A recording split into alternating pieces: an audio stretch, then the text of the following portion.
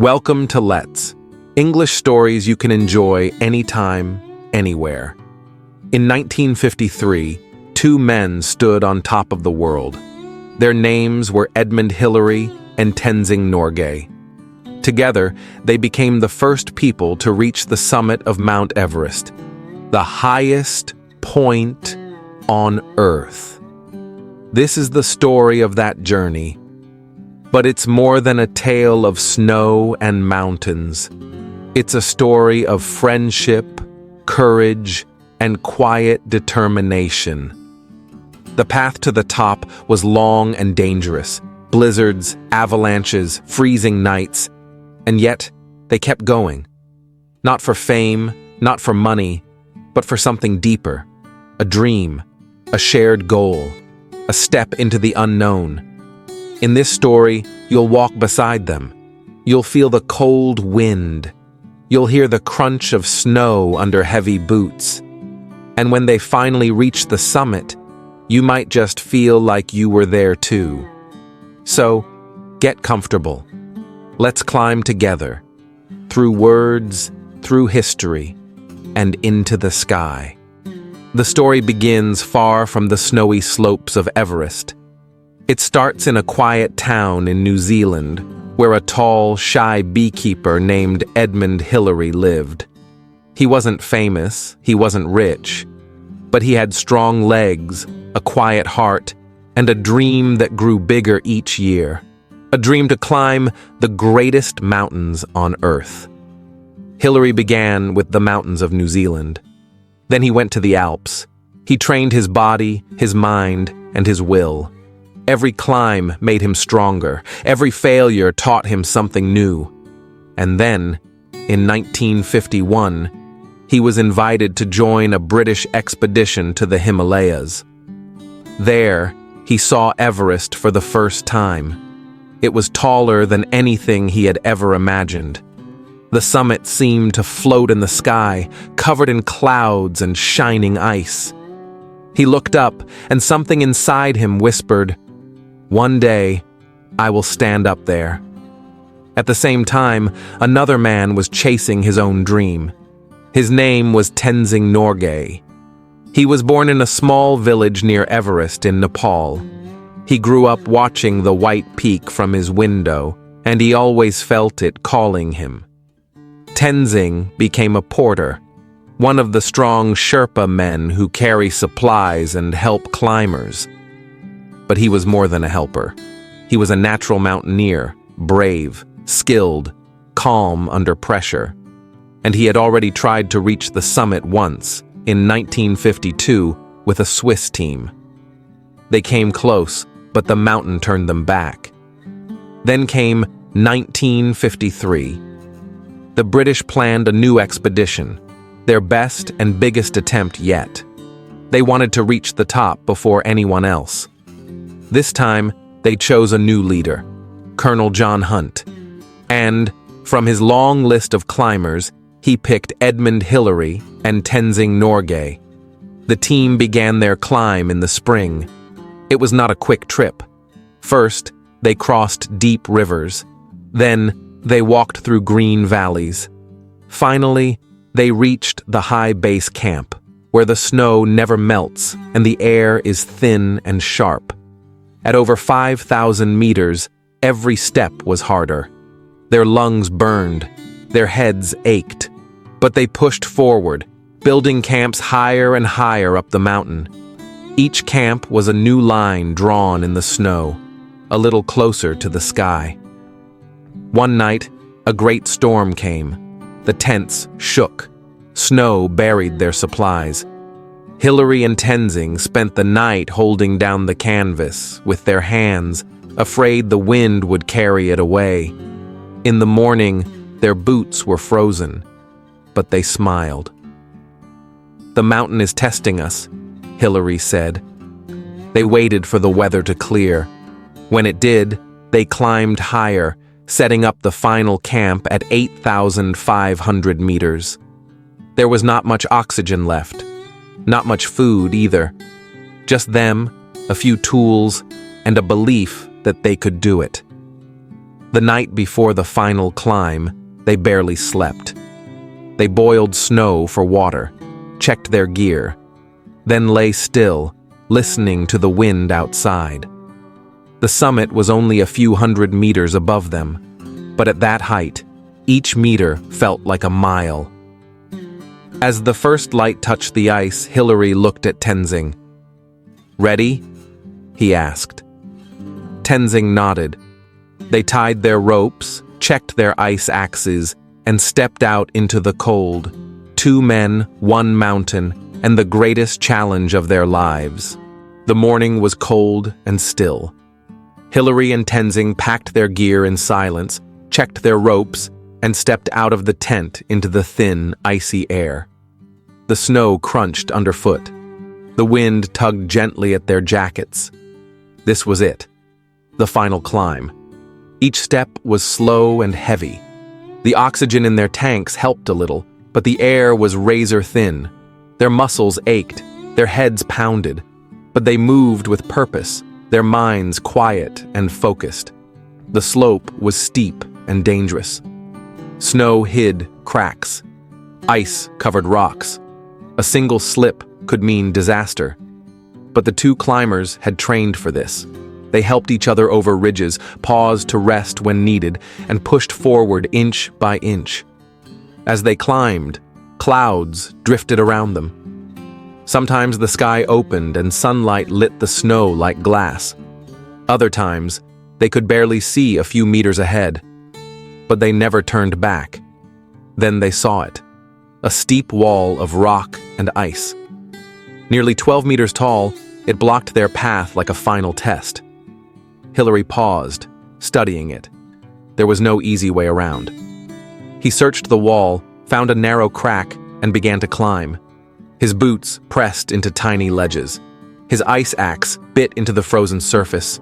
He moved with care, slowly, steadily, without panic. After a tense few minutes, he reached the top. He cleared snow from the ledge and called down, "Tenzing! Come up!" Tenzing followed without hesitation. He moved like water, calm and sure, his strength flowing upward. When he reached the top, the 2 men looked at each other, not with words, but with eyes that said, "We are getting close." Later, this place would be known as the Hillary Step. The air grew thinner, the slope softened, but the effort did not. They checked their oxygen again.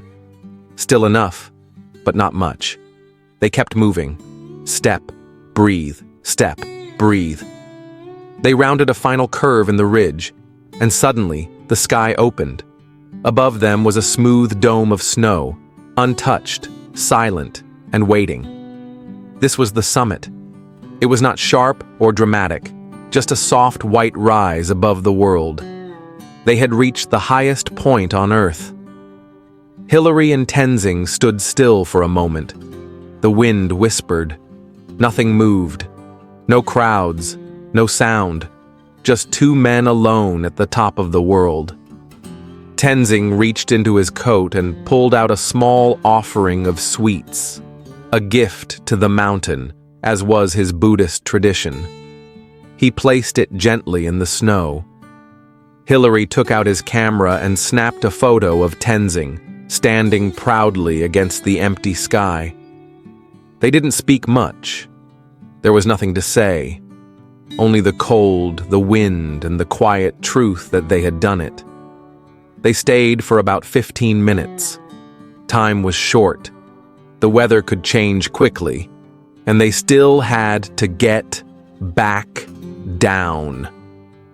But in that moment, in these quiet minutes on the summit, something had changed. 2 men had reached where no one else had ever stood, and for now, only they knew. After 15 minutes at the top of the world, it was time to go down. They turned away from the summit, their boots sinking into the snow with every step. The wind had grown stronger. The clouds were shifting again. Going down was dangerous. In some ways, more dangerous than the climb up.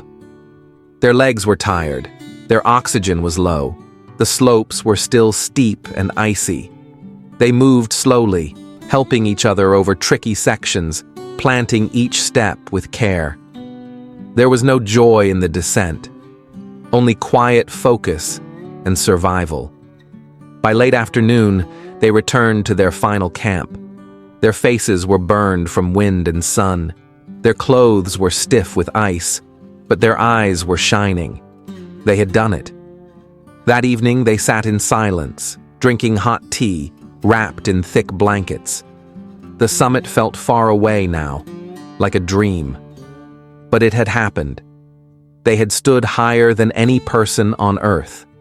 Word of their success spread quickly through the expedition. Some men shook their hands, some hugged them. Others just nodded with deep, quiet respect. No speeches, no music, just understanding.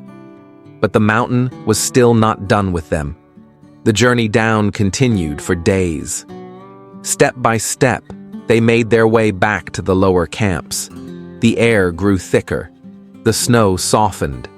They passed porters and yaks bringing supplies up the mountain, who stopped and stared as Hillary and Tenzing came down. One man whispered, "They made it." The two climbers didn't say much. They were tired, and they didn't feel like heroes. But when someone asked, "Did you reach the top?" Hillary simply smiled and said, "Yes, we got there." Far below, a message was sent. A runner carried it by foot, then by radio, then by plane. It crossed valleys and countries until it reached London. The date was June 2nd, 1953, the same day Queen Elizabeth II was crowned. And on that day, the world learned the news. Everest has been climbed. Newspapers printed the headline in bold letters. People in cities and villages cheered. After years of war and hardship, the world needed a victory. And now, two quiet men had given them one. Suddenly, Hillary and Tenzing were famous. In London, they were welcomed like kings, parades, medals, photos, questions. Sir Edmund Hillary was knighted. Tenzing Norgay received awards and honors. Everyone wanted to meet the men who had touched the sky, but neither of them changed. Hillary returned to New Zealand and said, "I'm just a beekeeper who climbed a mountain." He didn't chase fame. He didn't talk much. He just smiled, worked hard, and stayed humble. Tenzing returned to India and Nepal. He visited his family. He walked through villages where people came running to see him. Some wept, others bowed, but he stayed calm. When asked who had stepped on the summit first, he always said, "We reached it together." That was the truth. The mountain had not been conquered by one man or one country. It had been a shared effort, by a team, by two men from different worlds, walking as one. In the years that followed, Hillary and Tenzing used their fame to help others. Hillary built schools, hospitals, and airstrips in the Himalayas. He started the Himalayan Trust, which still works today. He said, "If we've been given something by the mountain, we should give something back." Tenzing helped train new climbers. He became the first director of field training at the Himalayan Mountaineering Institute. He told young people, "Climb with your heart, not just your legs." Neither man ever climbed Everest again. They didn't need to. They had reached the top, and more importantly, they had come back down with respect, with gratitude, and with stories that would inspire the world. Even years later, when people asked about that day, they would both smile quietly and say something simple like, "It was cold and beautiful." Because some things don't need to be explained. They just need to be remembered. Years passed. The world changed. But the story of Hillary and Tenzing remained. People still remembered the day Everest was climbed. Children read about it in school books. Travelers saw their faces on stamps and statues. Their names became part of history, not just for reaching the summit, but for how they did it, with courage, respect, and humility. After Everest, Hillary didn't stop climbing. He joined expeditions to the South Pole and helped map far corners of the world. But his heart remained in the Himalayas. He kept coming back, not to climb, but to build.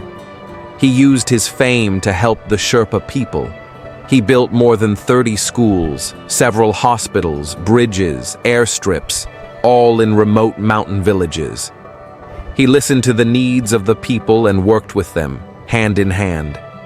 He didn't just give money, he gave time and care. Tenzing, too, stayed close to the mountains. He helped train new generations of climbers. He became a mentor, a storyteller, a symbol of dignity. At the Himalayan Mountaineering Institute, he taught students not just how to climb, but how to respect the mountain. For both men, Everest had opened doors, but they chose to walk through them quietly. They didn't seek wealth or power. They didn't try to repeat the moment. Instead, they spent the rest of their lives giving back, teaching, and staying connected to the people who had shared their journey. Tenzing loved talking to children. He would laugh and say, "When I was a boy, Everest was just the big white mountain outside my window." And the kids would listen wide-eyed, knowing they were hearing something real. Not a hero's legend, but a man's memory. As they grew older, they stayed in touch. They were never close in a personal way. They came from different worlds, spoke different first languages, lived on different continents. But they shared a quiet bond.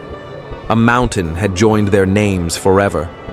In later interviews, both men were always asked the same question: who reached the top first? It never seemed to matter to them. Tenzing always answered with a smile. "We reached it together." Hillary said simply, "We were a team." That was their message. In the 1970s and 80s, more and more climbers began reaching the summit. Crowds, competitions, commercial expeditions, helicopters and satellite phones. The mountain was changing. But the story of 1953 still felt different, quieter, more human. In 1986, Tenzing Norgay passed away at the age of 71. His funeral was held in Darjeeling. People lined the streets. Children stood with hands folded. Flags were lowered. Many wept.